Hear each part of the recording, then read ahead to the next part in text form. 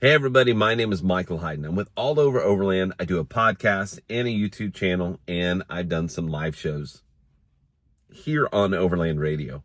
Well, I'm back. I'm back down in the lower 48. I'm excited to be here. That means that we're going to start doing some shows here on Overland Radio.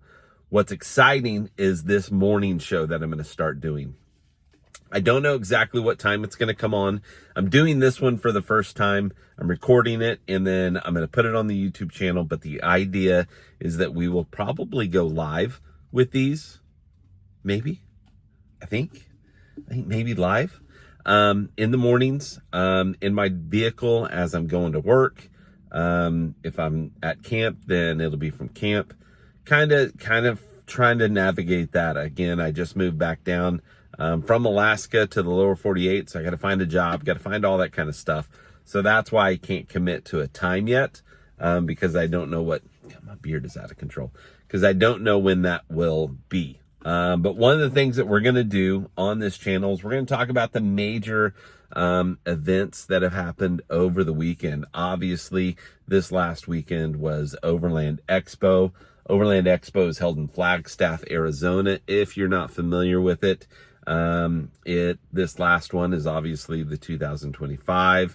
It showcases new gear, vehicles, and has a bunch of educational things for overlanders. So if you're not familiar with it, which you must be fairly new to overlanding, because if you research this, if you found me, then you've probably looked at other channels, and everybody is talking about the Overland Expo. It's the biggest expo in the world. There's rumors that Lee and I will be there doing our show next year. That would be awesome. And so so that's been going on. So let's look and see. I've got basically an iPad with some information on it that I'll be looking at every once in a while. Ember RV debuts a new model. The Ember showcased its Overland Series 221 MSL and the 2026 E-Series Spark EL12 RK, designed for off-grid adventures. So go check those out. I don't have any images. This is new. Happier Camper. These are just basically what I'm going to do is I'm going to chat GTP some events and news from the weekend. And that's probably where we'll start from. I may even title this like AI news or something like that. But this is all at the expo. It says that Happy Camper introduced a Traveler Summit, a retro-inspired camper blending nostalgic design with modern amenities. So we'll need to check that out. And maybe this will give me also ideas of who I need to have come on the show, as I'm like breaking stuff right now. Yeah, I need to get a better setup in here for this. Let's see. Roofnest unveils the Condor 2XXL Air, touted as the world's largest hard-shell rooftop tent, offering 51 square feet of sleeping space for 4 adults. Well, that's pretty awesome. Let's see. And is this... We got some gear. Again, I'm using Chat GTP to the best of my to the best of my abilities here. The Alley Cab. What is that? It's not Silence. SILENUS. I'm dumb, but like what word? Anyway, roof conversion for the Ineos Grenadier. Alley Cab introduced the name of that roof conversion, transforming the Grenadier into a versatile overland camper with pop-up sleeping area, integrated cargo rails, and provisions for solar integration. So I think that's not necessarily new. Is it? I mean, maybe that system is. I don't know what that system is necessarily, but I am a big fan of the Grenadier. I would love to have one. But if I had one, it would have to have a pop. It would have to have that troopy style, Defender style, either wedge pop to it, or the full push-up one. Being in Oklahoma with as windy as it is, I prefer the wedge just because of the wind. I think that the other one here in Oklahoma maybe not work too well. Ironman 4x4 has the IM 2.5 monotube suspension designed for modern off-road enthusiasts. This suspension system offers enhanced ride quality and durability, featuring aircraft-grade aluminum construction and adjustable coilovers. That's from Ironman 4x4. So check that out. God, I'm going to hate having to read this crap. Bruder, Bruder, BRUDER, the ADX-21 off-road caravan. They launched the ADX-21, a 20-foot off-road caravan with customizable layouts, a 300 amp hour lithium battery, and up to 1,600 watts of solar power, catering for couples and families seeking off-road capabilities.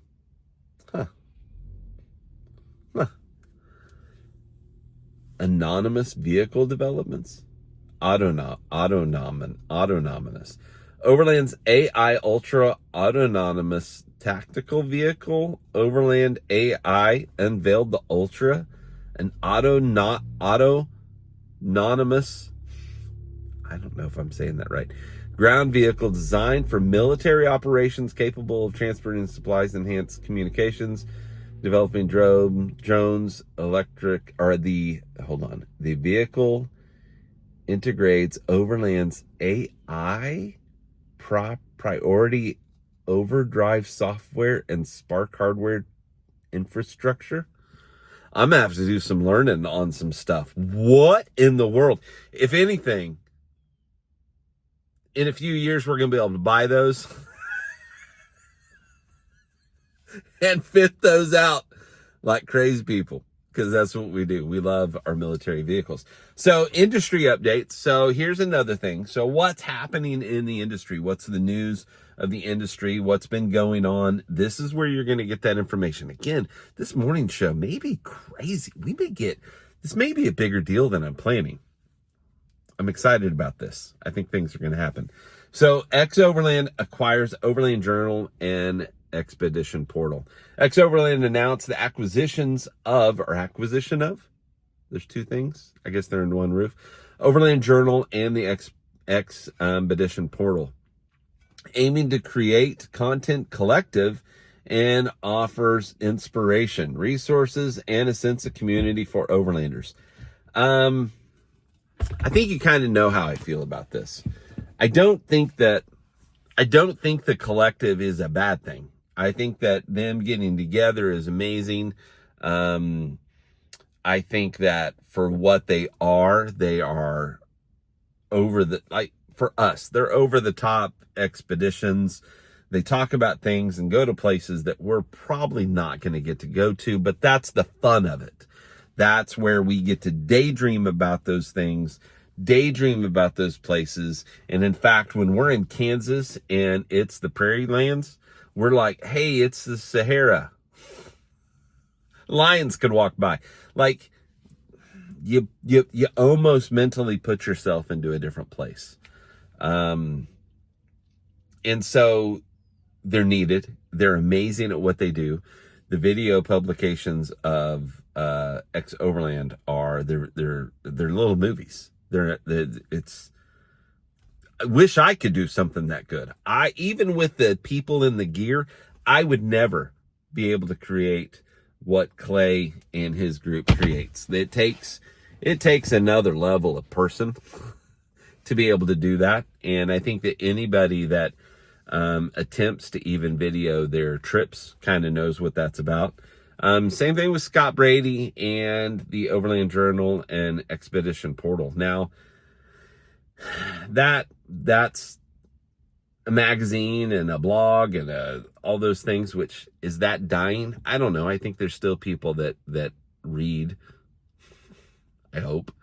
So I think that's still a thing, but I mean, that's always been kind of the stick the pinky up in the air, highbrow overlanding, traveling to other countries, driving all these crazy rigs, them getting to do reviews, go to Africa to do a review on a Defender.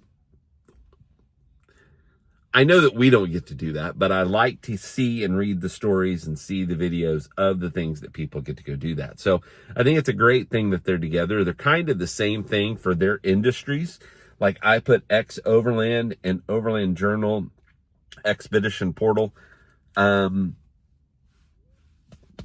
It's a perfect match is what I mean. Like it makes sense that they would team up. They've teamed up on different things before, so it would just make sense that they would be part of that and do all that stuff. So yeah, no, I have no issue with that. I have no issue if they're gonna make more money doing this. I don't know how that works. Usually whenever companies join together, one company is not doing as well and needs the other company, or they both need each other. In this changing world of how we get our information and how many people are giving said information, like myself, there's just a lot more out there, and it's harder to be as relevant as it's hard to stay on the top when there's so many good people out there doing, starting over. One of the things that we loved about Overland is that it was new. It was something we hadn't seen. It was a production quality that we've never experienced in this Overland world. And in fact, Overland videos they'd been around for forever, but they were just kind of getting on the uptick again. I say again, getting on the uptick, like YouTube, exploded all of that. Instagram and TikTok and all those things just have exploded the number of influencers out there. So I think it's a great thing. I just have a few issues, and Scott's going to come on the show. He told me, I've even got his personal phone number now. He told me he'd come on the show and that we could have a discussion. I've been a little outspoken about some of the things said on the podcast that they did, about the collective, about starting it, and about kind of why. And some of the things I just need cleared up. So he said he'll come on. We'll get him on, talk about that, talk about what he's going on. In fact, he was telling me about the old Ford 250 that him and his dad were going to go pick up. They were on the process of going and picking that up. Now that I've seen video that they've gone in and actually have acquired said vehicle. So yeah, we've got that. We've got a few other people that we are going to interview. Leah's made a bunch of connections up at the Expo West and Overland Expo West. I probably should call it by its thing. So yeah, he's made a few connections there, so we're going to get some people on the show with that. One other kind of thing that I see pull up on my Chat GTP news information, this is going to bother me. Am I just going to have to cut that? I don't want to, because then it makes weirdness, but my beard I need to get some stuff in it. So Trans Global Car Expedition completes a 57,530 mile journey after 16 months on the road. The Trans Global Car Expedition has returned to New York City, completing an epic 57,530 mile journey that has spanned multiple continents.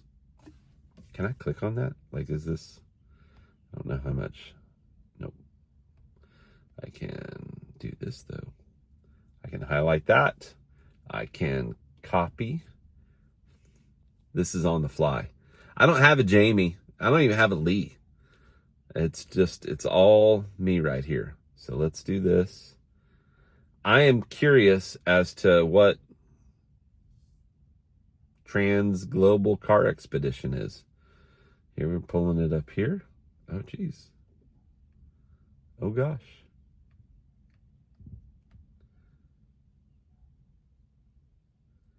Okay. Looks pretty cool. Yeah, they went all follow the journey. So if you go to their website is transglobalcarexpedition.com. 42 countries. Man, we're gonna need to maybe talk to them, see if we can get them on. Yeah, I need to find out more about this. They've got the map of their journey. They did the Pan America. Then they came over and got on it, got back in. I don't know which direction they're going actually. But they went all through Africa up through Europe. It even shows the South Pole and the North Pole. What? All right, we're going to have to check that out. But that was just so, and sometimes I may not have like images and pictures and stuff, but go look that up. This will be for you guys to like, okay, the rest of my day I need to spend it doing this and this rather than focusing on work, because I mean, frankly, that's probably what I'll be doing, because I daydream about this stuff all day long. So yeah, pretty excited. That's going to be our morning show.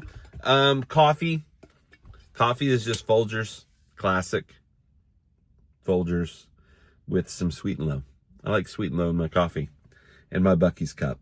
I love this cup. It's the right size. Anyway, good morning, guys. Hope you guys have a wonderful day. Make sure whatever you do, you go all over, you do all the things. You be nice to people, unless they need you to be mean to them. We need more assholes. Good morning.